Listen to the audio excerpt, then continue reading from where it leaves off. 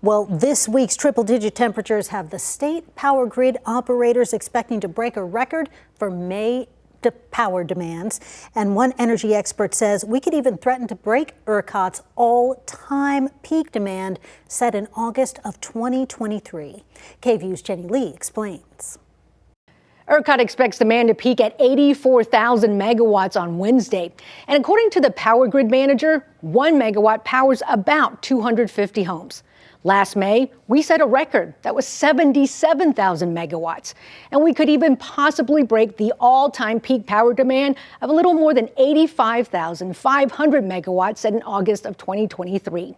Energy experts say two things have made a big difference in Texas' power supply: solar energy and battery storage systems. But Doug Lewin, the author of the Texas Energy and Power newsletter, says there are several bills making their way through the legislature that are, in his words, anti-energy, and if passed, could create energy emergencies. For instance, Senate Bill 715 would require all renewable projects to buy backup power, mainly from coal or gas plants. When you look at any grid, okay, it operates as a system. You don't require every single generating unit to procure its own backups. That would be incredibly inefficient and expensive. A study by the Texas Association of Business found this bill would cost the state $5.2 billion more a year and cost customers $225 more.